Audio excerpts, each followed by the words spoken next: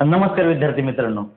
आजचा विषय आपण असा आहे की काल मी एक व्हिडिओ टाकला होता की पोलीस भरतीला कोणकोणत्या प्रकारची पुस्तकं वापरली पाहिजेत. म्हणजे मी लेखकाची नावं पण सांगितली होती आणि पुस्तकं कशी वापरायची, रेफर कसं करायचं याबद्दल पण मी तुम्हाला सांगितलं होतं. पण भरपूर माझ्या मित्रांनी मला मेसेज केले की मला म्हटले की तू अभ्यास करायचा कसा? याबद्दल थोडंफार सांग. म्हणजे लेखीची तयारी करायची कशी याबद्दल मला सुरुवात सांग. तर भरपूर माझे मित्र कसे असतात की ते 12वी पास झालेले आहेत आणि आता लगेच ते पोलीस भरतीच्या तयारीला सुरू झालेले आहेत. तर माझं फक्त मित्रांनो एवढंच फक्त म्हणणं आहे की तुमचा बेस पक्का होणं खूप महत्त्वाचं आहे. म्हणजे तुम्ही जर पोलीस भरती करायला सुरुवात केलेली असेल तर तुमचा बेस जर पक्का असेल तर मग काहीच प्रॉब्लेम येणार नाही. म्हणून सुरुवातीला तुम्ही एक काम करू शकता, कुठलीतरी अकॅडमी जॉईन करू शकता किंवा कुठला एखादा क्लास जॉईन करू शकता. त्याच्याने काय होईल, तुमचा बेस पक्का होईल. म्हणजे कळेल की तुम्ही नक्की की पोलीस भरतीला नक्की असतं काय. म्हणजे लेखी परीक्षा असते कशी, फिजिकल काय असतं ते, म्हणजे पूर्ण तुमचा म्हणजे त्या पूर्ण त्याच्याबद्दल सखोल अभ्यास होईल आणि तुम्हाला ते ट्रॅक म्हणतो ना आपण, एक ट्रॅक आपल्याला माहिती असणं गरजेचं आहे की पोलीस भरतीचं नक्की काय चालतं, नक्की पोलीस कशा प्रकारचे प्रश्न विचारतात, एक्झाम कशी असते, फिजिकल काय असतं, काय म्हणजे सगळं काय असेल ना तुम्हाला ते अकॅडमीमध्ये तुम्हाला एकदम किंवा एखाद्या क्लासमध्ये तुम्हाला एकदम पूर्ण बेस तुमचा पक्का केला जातो. आणि तिथून पुढे मग तुम्ही तुमच्या अभ्यासाला मग तुम्ही रिव्हिजनला किंवा अभ्यासाला सुरू करू शकता. म्हणजे तुम्ही सेल्फ स्टडी करायला सुरू करू शकता. आणि मग सेल्फ स्टडी करायचं म्हटलं की आपल्याला असं वाटतं की यार मग अभ्यास करायचा तर कसं करायचं नक्की, कुठल्या विषयाला किती वेळ द्यायचा, काय करायचं. मग पोलीस भरतीला तर विषय कुठले विचारले जातात, मराठी व्याकरण, बुद्धिमत्ता, गणित, जी आणि चालू घडामोडी, हे कसे प्रश्न डिवाइड केलेले आहेत. 100 पैकी 100 मार्काचा पेपर आहे म्हटल्यावरती प्रत्येकाला 20-25 मार्काचं ते विचारलं जातं ह्याच्यामध्ये.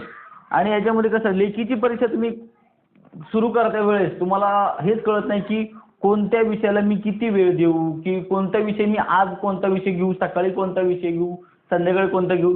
तर माझा एक मित्रांनो असं आहे की तुम्ही एक चार्ट तयार करा. म्हणजे तुमचं शेड्यूल तयार करा पूर्ण आठवड्याचं. त्याच्यामुळे तुम्हाला कळेल की आज सोमवार आहे तर आज कोणता विषय घ्यायचा, आज मंगळवार आहे कोणता विषय.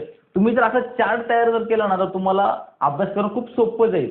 दुसरी गोष्ट, सर समजा आपण जर चार्ट करता आपल्याला जर व्यवस्थित जमला नाही तर आपण हे करू शकतो की प्रत्येक विषयाचे 2-3 टॉपिक तुम्ही एका दिवसात पूर्ण करून घेऊ शकता.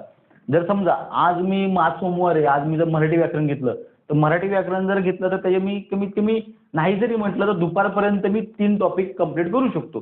3 टॉपिक झाल्यानंतर जर दुपारचं जेवण झालं, आता जेवण झालं म्हणलं साधी गोष्ट, सुस्ती येणार. आता जेवण झाल्यावर राहू दे, आता अभ्यासावर झोपावं असं प्रत्येकाला वाटतं. पण असं करून चालणार नाही मित्रांनो. ज्यावेळेस आपल्याला वाटतं ना की थोडासा आळस आलाय, झोप लागते, त्यावेळेस आपण गणित घ्यायचं. गणित आहे ना, गणित खूप जण झोप उडवते. तुमची पण 100% उडवेल.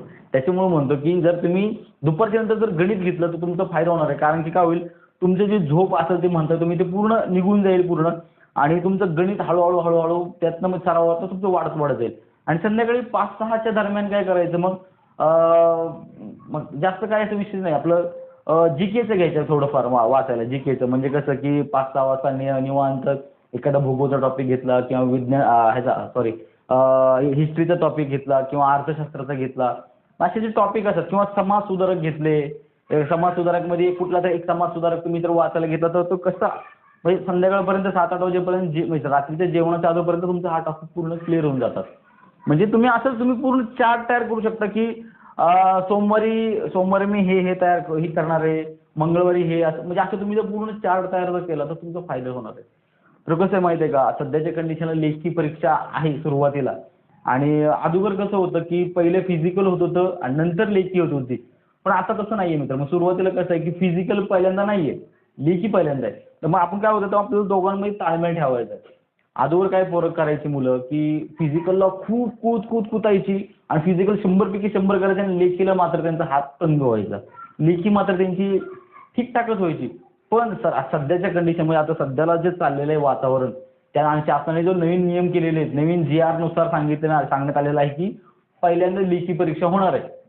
तर पहिली लेखी परीक्षा होणार म्हणल्यावर फिजिकल बंद करून तर चालणार नाहीये. कारण की तुम्हाला बॅलन्स ठेवावा लागणार दोन्हीकडे पण. फिजिकल पण करावं लागणार आणि लेखी पण. पण फिजिकल करते वेळी मला तर असं वाटतं की फिजिकल हे मॉर्निंगला करावं. कारण फ्रेश ह्याच्यामध्ये तुम्ही जर केलं की तुमचा फायदा जास्त होणार आहे त्याच्यामध्ये. आणि त्याच्यानंतर तुम्ही लेखीला पूर्ण दिवस तुमचा एकदम व्यवस्थित आणि फ्रेश निघून जाईल. तुम्ही जर म्हटलं नाही मी सकाळी उठून माझ्याकडे रनिंग होणार मी संध्याकाळी करतो, तर तसं होणार नाही. कारण काय होतं, दुपारी आपण कधी टाइम चुकतो, दुपारी कधी काही खाल्लं जातं, कधी 2 वाजतात, कधी 3 वाजतात जेवायला. मग त्यामुळे संध्याकाळी आपण पळायला जातो, पण त्यावेळेस मग पोटात थोडंसं दचमायला लागतं, थोडासा त्रास होतो, घाम फुटतो जास्त असं. मग माझं असं म्हणणं आहे की तुम्ही संध्याकाळचा व्यायाम थोडं बेसिक असू द्या वर्कआउट, म्हणजे अप्पर बॉडी वर्कआउट ठीक आहे, पण रनिंग तुम्हाला जर करायचं असेल तर मॉर्निंगची करा. मॉर्निंगची फ्रेश वातावरणामध्ये पोट रिकामं असतं, पोट कडक असेल, त्यावेळेस रनिंग फास्ट होते आणि तुमची इन्क्रीज होते, म्हणजे फिजिकल वगैरे वाढतं त्याच्याने. तर आपण घेणार आहोत लेखी परीक्षा. मग कुठले कुठले विषय घ्यायचे, कोणते कोणते पुस्तक वापरायचे, पुस्तक कोणते कोणते वापरायचे मी तुम्हाला कालच्या व्हिडिओमध्ये तुम्हाला सांगितलेलं आहे. तुम्हाला माहिती नसेल तर तुम्ही माझा मागचा व्हिडिओ तुम्ही पाहू शकता. तर काय करायचं, आज मराठी व्याकरण घेतलं, सोमवारी मराठी व्याकरण घ्या. जर समजा तुम्ही 4 जर तारखेला सोमवारी मराठी व्याकरण, मंगळवारी आपण विज्ञान घेऊयात. विज्ञानामध्ये भरपूर लोकांमध्ये विज्ञान मला लवकर कळत नाही, विज्ञानचे चार्ट घ्या. विज्ञानचे चार्ट घ्यायचे, फक्त विज्ञानच्या पुस्तकात वेगवेगळ्या प्रकारचे चार्ट असतात, ते चार्ट वाचायला सुरुवात करायची. पहिल्यांदा वाचलं कळणार नाही, दुसऱ्यांदा वाचलं थोडं थोडं कळलं, तिसऱ्यांदा वाचलं आणखी थोडं कळलं, चौथ्यांदा वाचलं की पूर्ण कळलं. जोपर्यंत तुम्ही सराव करणार नाहीये, सारखा सारखा सारखा सारखा सराव करणार नाही, तोपर्यंत ते विज्ञान डोक्यात राहणार नाही. विज्ञान काय प्रत्येक गोष्टीचा हाच आहे. तुम्ही जोपर्यंत त्या गोष्टीचा सराव करत नाही तोपर्यंत तुम्हाला ती गोष्ट अवगत होणार नाही. म्हणून सराव खूप महत्वाचा आहे. त्याच्यानंतर मग तुम्ही काय करायचं, रविवारच्या दिवशी खास तुम्ही द्यायचा चालू घडामोडीसाठी. म्हणजे कसं, तुम्ही जर समजा तुम्हाला दररोजच्या दररोज पेपर वाचता येत नाहीत, समजा भरपूर जण म्हणतात की आमच्याकडे पेपर येत नाही, हे पण रविवारचा पेपर कसा असतो की तो पूर्ण आठवड्याचा सारांश असतो पेपरमध्ये. तुम्ही कधी विचार केला की रोजच्या पेपरची किंमत वेगळी असते आणि रविवारच्या पेपरची किंमत वेगळी असते का? कारण तो पूर्ण आठवड्याचा सारांश त्या रविवारच्या पेपरमध्ये असतो.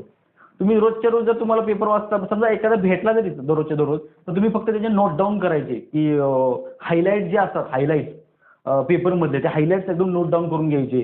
आणि रविवारी एखादं मॅगझिन वगैरे असेल, सकाळचं असेल किंवा कुठलं चालू घडामोडीचं मॅगझिन असेल, तर मॅगझिनमधले जे नोट्स असतात वेगवेगळे, म्हणजे दिलेले असतात चालू घडामोडीचे, ते नोट डाऊन करून घ्यायचे.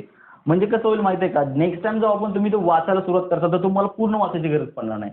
म्हणजे चालू घडामोडीचे नोट्स तुमच्याकडे पूर्ण असतील. समजा ते जर 10 पेज असेल तर तुमचे नोट्स नाही जरी म्हटलं तर 3-4 पेजेस होणार आहेत, जास्त 10 पेज होणार नाही. म्हणजे ह्याचा अर्थ तुम्हाला किती तुमचा टाइम वाचतो एकदा तुम्हाला वेळ दिल्यानंतर. दुसरी गोष्ट की ज्यावेळेस आपण कुठलाही प्रकारचा टॉपिक वाचतो, तो टॉपिक वाचताना की त्यातले जे मेन आपल्या हातामध्ये एक हायलायटर ठेवायचं. त्याचे टॉपिक वाचताना जो तुम्हाला असं वाटतो ना, हा प्रश्न पडू शकतो, तो प्रश्न पडू शकतो, त्याला लगेच हायलाईट करून टाकायचं.